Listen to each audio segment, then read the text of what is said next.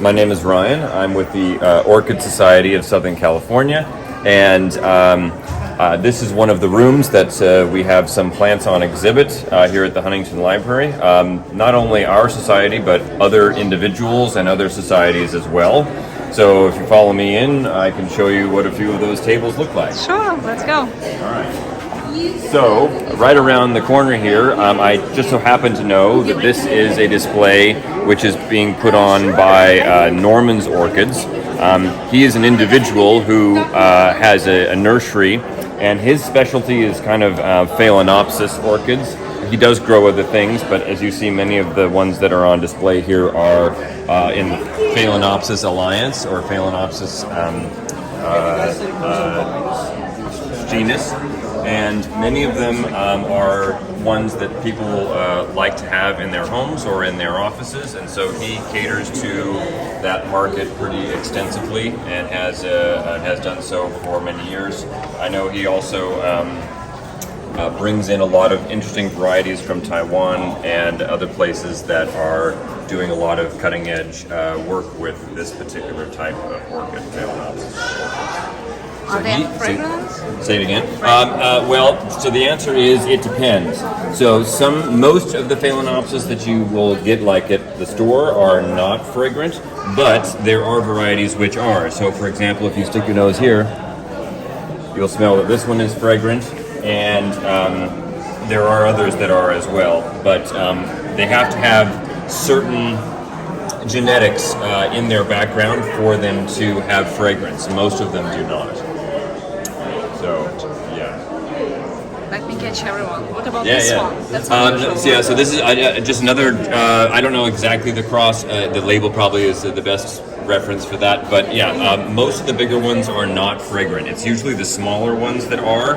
And those are often species which are not hybrids, meaning they're not from multiple different lineages. And so they tend to hold their fragrance.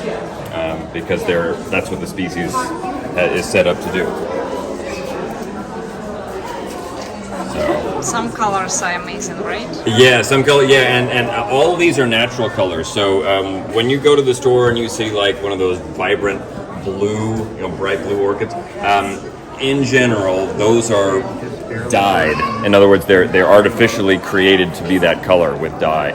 But all of these are totally natural. Now over here, you'll see a display that is not representative of a single individual or a commercial outfit. This is the Orchid Society of Southern California, which is a collection of people who are just interested in orchids, and they come together to do this display every year. That's our society name there. And as you can see, there's a whole host of variety in here. Much of what you see are plants that are generally commercially available, but there are a lot of exceptions for things that are harder to find.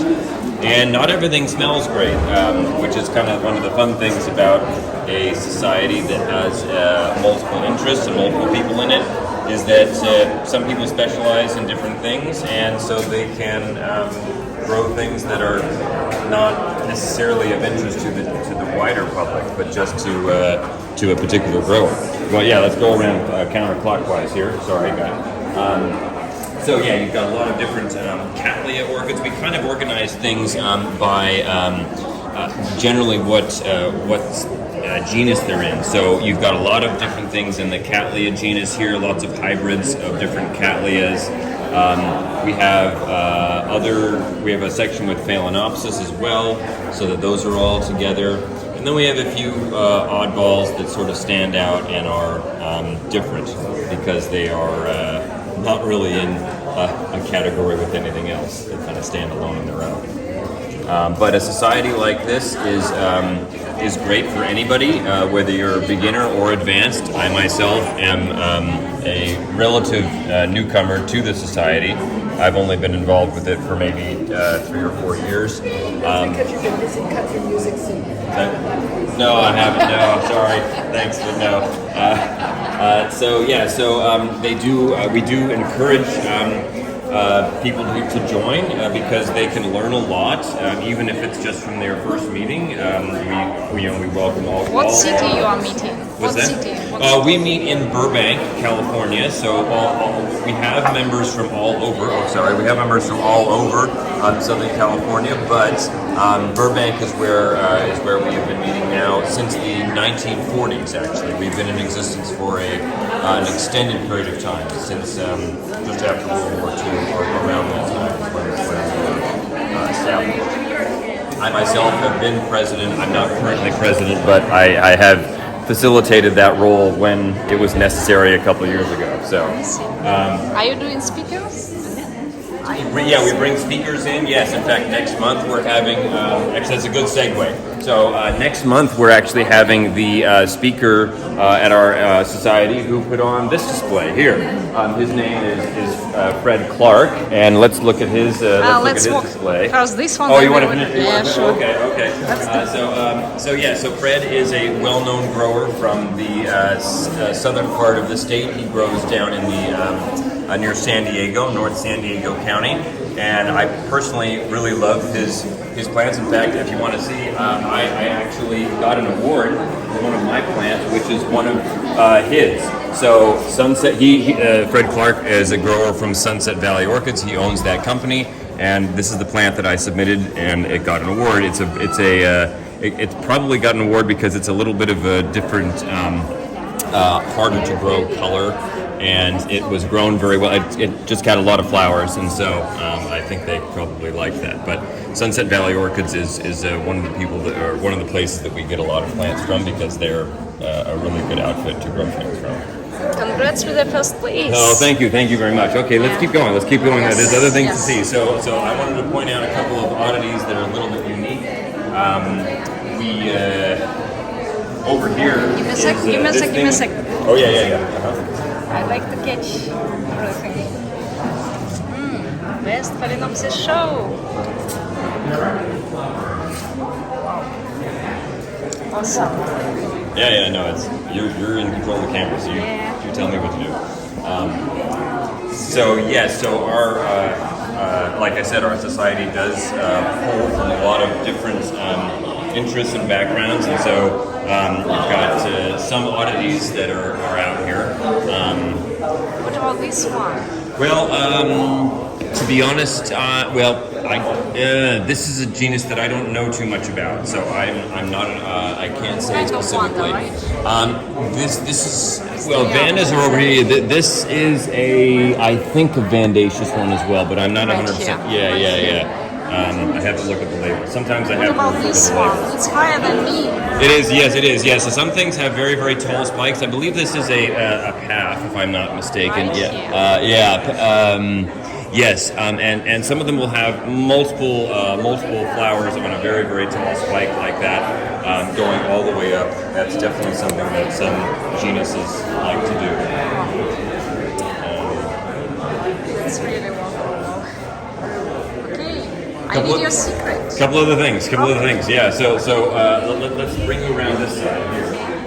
So not all orchids smell good. This giant thing in this basket right here that has the big blue ribbon on it. This is called a bulbophyllum Phalaenopsis. It smells kind of like dead animals.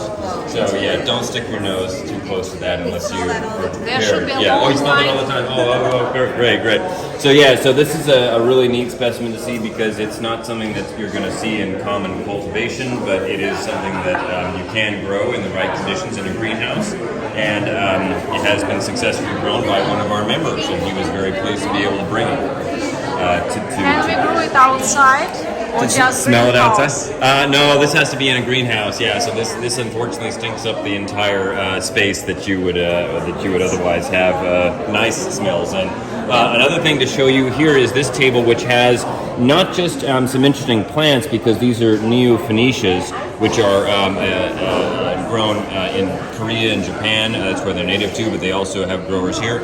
This also shows you the one of the trends that is on sort of a first-time basis here at this show is the variegation in the leaves. So the leaves are not just strictly green. They have a kind of a yellow or a non-chlorophyll section to them. So So that is something that's kind of a new category that has been promoted or is on display at this particular show this year, because it's a popular thing with houseplants, but it's less popular with orchids, and so it's just something that they're trying to cater to. You know, people's interests are changing, and there's a lot of influence from houseplants that has come into to the hobby, and so having a plant with variegated leaves is of interest to some people. So. And there's a lot of strange things out here. Even something like this, it's not something you're going to see in a local plant store necessarily. This is a Phalaenopsis genus, which has a flower that is turned upside down.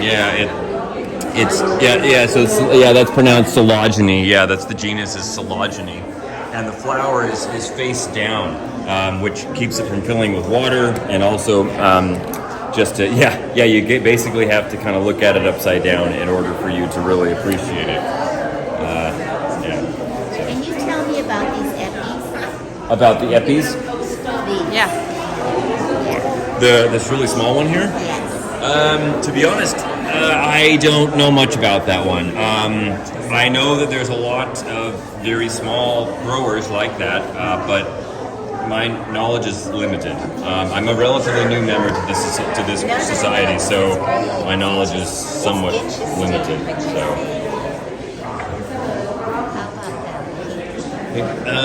So those, I actually don't know. I just saw him a minute ago, but I lost him. There's another member, one of our members here, that probably knows more because he's been around longer, but my knowledge is somewhat limited to what I grow, and I mostly grow cattleyas. I grow a few other things, but So we are recording. I'm recording with it. Yeah, so I'm sorry. So as you continue around it, you'll see other things that have been awarded. Of course, this Phalaenopsis is way on the end of a long spike, and that's kind of a cool thing to see. But lots of things are very small. We'll have things like these paths that are down here with these. They're sometimes called slipper orchids. We've got frags and paths that are that have a very similar looking flower, but have a big pouch at the bottom, which is some growers really like to grow. I'm not really into them because I don't have conditions that they like, since I mostly grow outdoors. But some people, like to cater to them. So. This one is one of my favorite, Which one? Oh, really? Yeah. Yeah, that's another a very unique one that I haven't had a chance to have any experience with. But there are growers who can do it. So,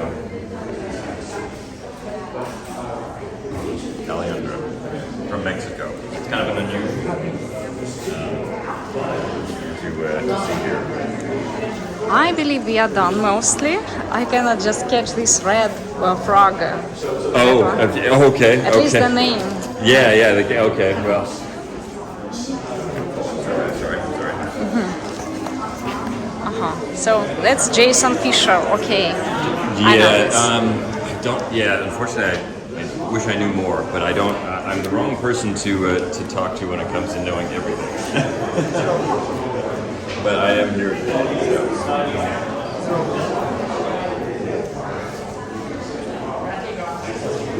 Most right. That's like, kiss of the woman for me. Seriously. We are done with this stand. Okay. We can go to Sure. SEO. I'm Let's go. happy to continue if you'd like. Let's go. So which display I can? Okay, so again, if you're looking at the label there, Sunset Valley Orchids. Like I said, Fred Clark owns this operation. He's a well-respected and renowned hybridizer and has, of course, plenty of species that he will grow and cultivate so that he can hybridize things. I can't speak to his display specifically, but I know that a lot of what he grows will be for sale next door in the tents that are that you can buy plants at. I know that he is well known his Cattleya crosses and hybridizing. He's well known for growing Australian dendrobiums as well. But he really is a world-renowned grower, and he does grow everything.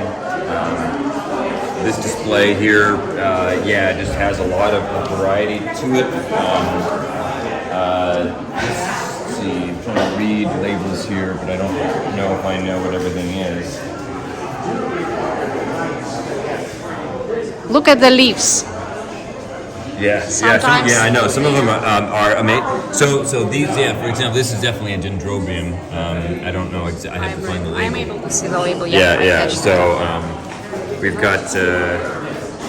And the nice thing too about his growing area, which I have visited and have seen, is that he takes care to change the lighting conditions so that things have optimal light at different times of the year. And this is reflected in the leaf color. So you want ideally like a lime green color to your leaves in general, especially for things like cattleyas and dendrobiums. That's really an optimal leaf color, and as you can see, a lot of the leaves from plants he's grown that are on this display have that characteristic. So they're really, it really speaks to the quality of his growing.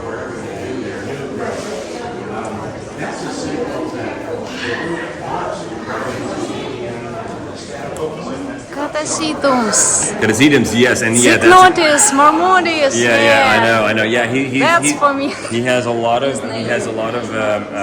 catasetums to his name as well, and he does very well with them. It's kind of a more recent,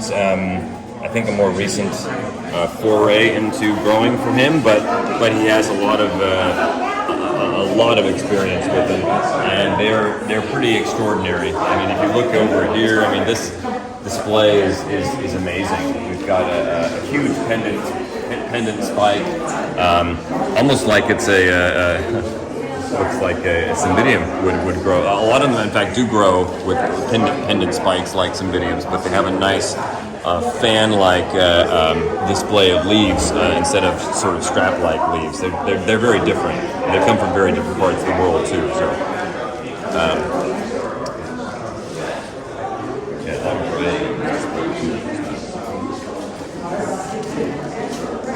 There's his label. So that's what you'll see Jamba. on his website. Down there is the SVO. Jamba Cooper, SVO. Okay. Okay. Yeah. Let's see. Those are probably. Oh, over here. This one I know. This is Cal Orchids. So turning around the other way, this is the display put on by Cal Orchids. Cal Orchids is a grower up in the Santa Barbara area. They also are well respected and specialize in different things. I'm looking for. Well, he has a lot of cattleyas out here, which is fine. Everyone loves those, but I'm trying to see if any of what he actually specializes in are on display.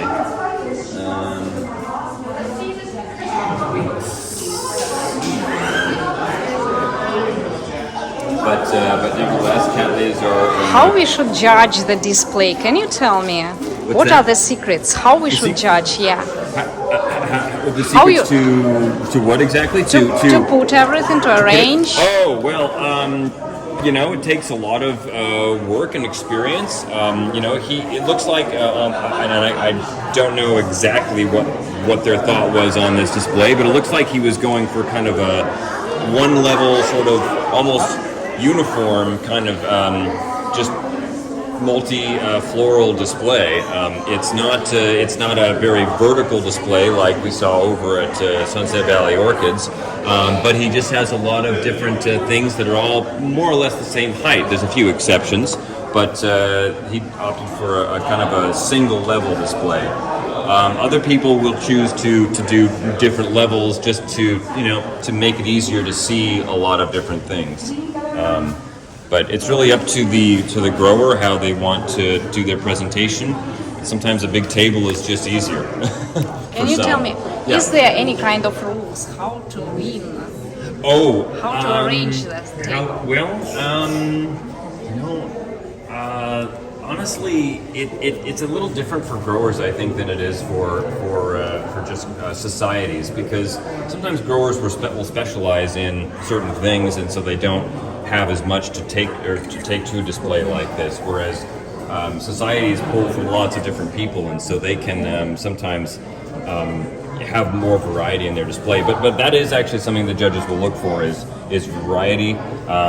This display here, as I said, does seem to focus a lot on cattleyas and kind of big flower, which is great. People love that, but it doesn't have a lot of variety. Judges like to see variety, so that there's a good spectrum of what the orchid world has in it. And so, while I'm not a judge and I'm not qualified to be, I would probably count this one a little lower on the spectrum of judging, just because of that fact alone. That's not got quite as much variety. Nothing wrong with the plants. I mean, Cal Orchids is a great grower, but their display is maybe not as good as Sunset Valley's or even the Orchid Society of Southern California is right next door. But you know, it's hard to argue with good flowers. So Yeah, you know. That's true. Unable to see a few names, but that's okay probably. Yes. So let's go. Let's go around to another one. Yeah. Okay. Let's find somebody else over here. Who do we have over here?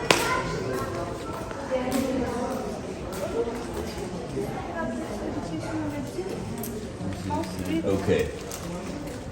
So this display is put on by Jack Zhu, who I happen to know. As you can see, it's the Asian Cymbidium Society of America. So Asian cymbidiums are, well, most cymbidiums are of some sort of Asian origin, but they are not all as easy to grow.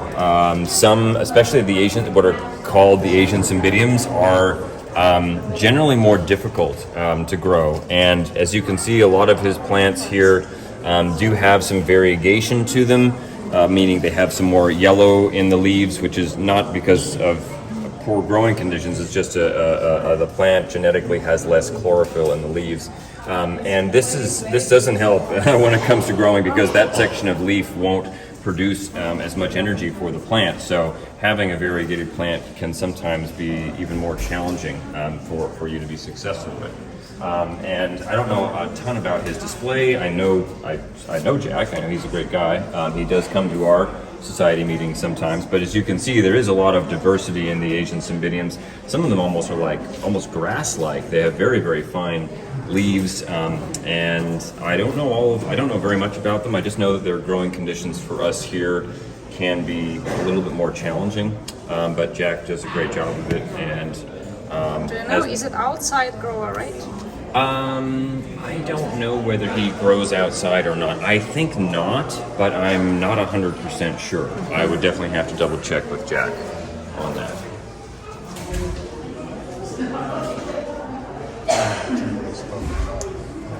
There is a flower as well. Yeah, so this is an example of a very specialized display that just caters to a very narrow range or subset of orchids, this Asian cymbidiums. So it's a little bit different.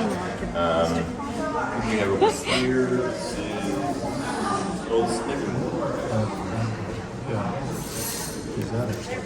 I think his display actually is twofold. I think it actually continues over here with more Asian cymbidiums.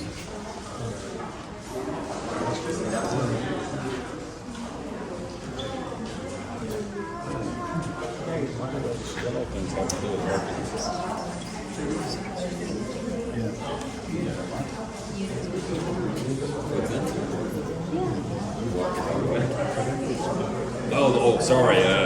Wrong section. No, I don't know. Yeah, I can't tell you. Wow. Big bush. No, Asians. Well, some of your cymbidiums. Some of them have. See. Some. Yeah, there are a couple, but in general, they're not going to be as much in flower this time of year. Yeah, this specific type, Asian cymbidiums. Yeah. But there are some that do. So it depends on the grower and the conditions, and sometimes the time of year too, and the light.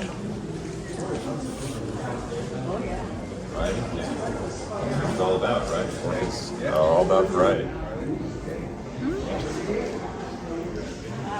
I can transition you next to this one if you want. I have not had the pleasure of visiting the Thornton Conservancy, but the Thornton Conservancy is a sort of a specialized division of the Huntington Library, actually, and the botanical collection here. So Doug Overstreet would be probably the man in charge of having put this display together or having overseen it.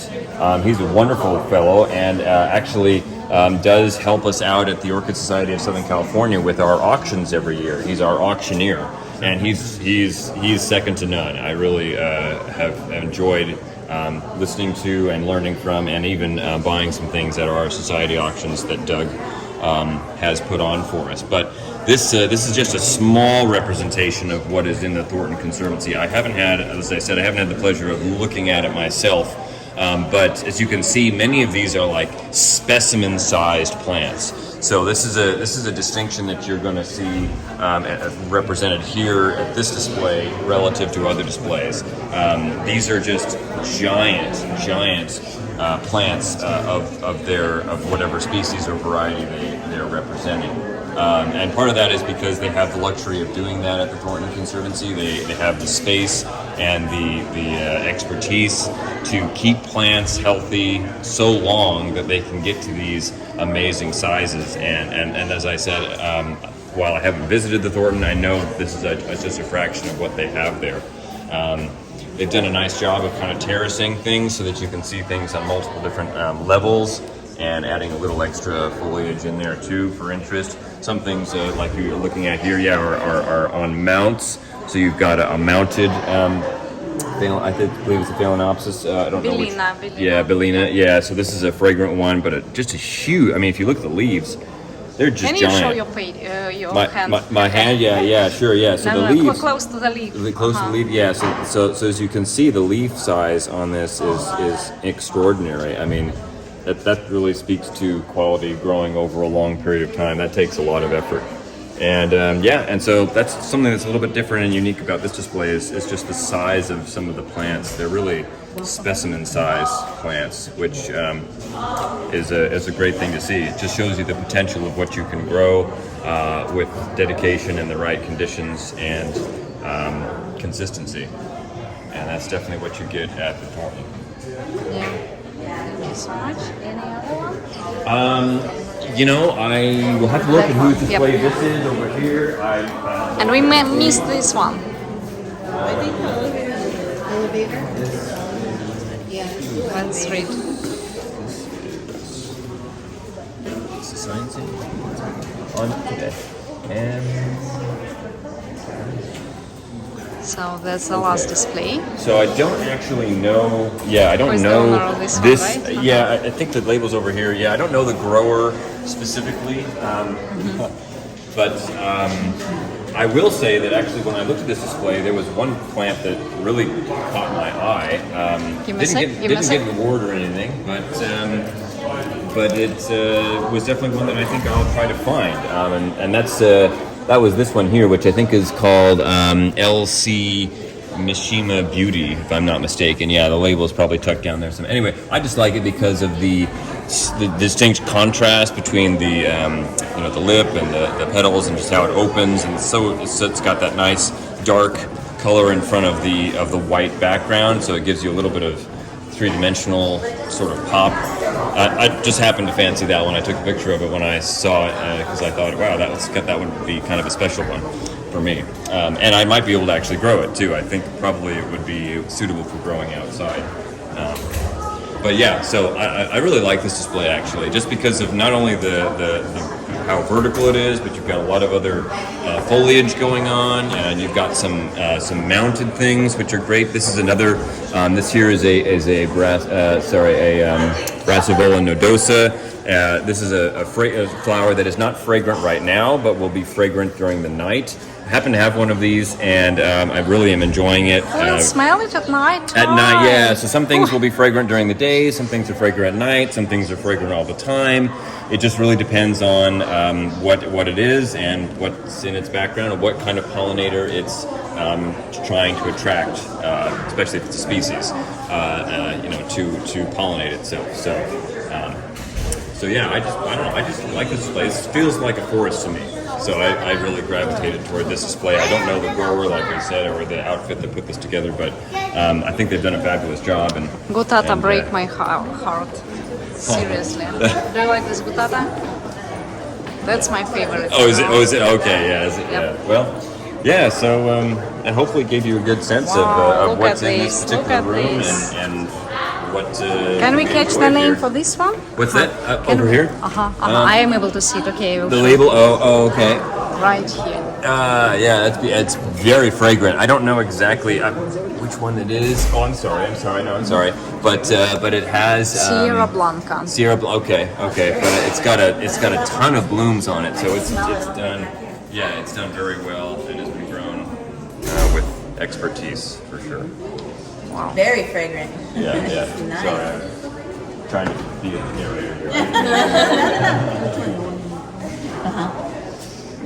I can smell all of that, yes. Thank you so much. Thank you. Okay, all right. Well, there's one more, in this particular room. A small display. I don't know who this is from, but let me see. Oh, okay. So this is the Huntington's display. So I guess they have a little display too. A lot of these actually. I'm sorry. Oh, yeah, that's it. Well, they've got a variety of things. And basically, I think they were going for things with tall spikes. If I had to guess, since everything seems to have a giant spike on it. But not everything would be suitable for growing outside. I think just these two would be able to be grown outside and not this one. What is the name of this? Yeah, I would love to eventually one day be able to have something like this in my yard. I mean, this is a specimen size.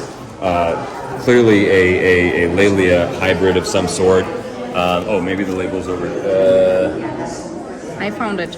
Oh, you did? What is it? It's Shambalalia, Summit, Tokyo. Okay. So yeah, definitely has some Laelia in the background. So it's probably pretty tough and would be able to handle outdoor conditions here in Southern California. And as you can see, lots of huge spikes with multi-floral heads on the top, and just exquisite display. I mean, to be honest, I'm not sure why they haven't divided this yet, but maybe they were just shooting for a giant pot with a big.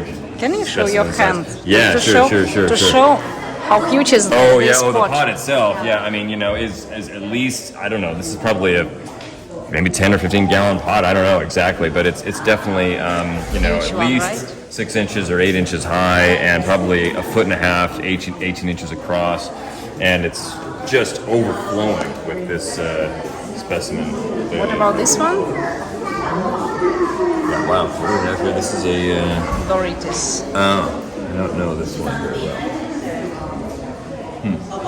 It is interesting, actually, to note, if you look at the pots, so this is something that Huntington actually does, is you see these holes in the pots. They have a special machine that actually drills these holes in the pot so that they can put a hole in a pot without it cracking. And that's for increased aeration, especially for a plant like this that you might need to be watering all the time. You don't want it to get waterlogged and then have the roots die. So having those extra holes in there provides better drainage and aeration so that the plant isn't at as much risk of having its roots not thrive and do well. So. Thank you so much. You're Ryan. welcome. You're welcome. Thank you. I hope that was what you were looking for, Yeah, and it was so yeah. nice to be able to take you on a little tour of this room at Thank you. the display today. Yeah. Yeah. See you next Take time. Care. Take Bye-bye. care. Bye.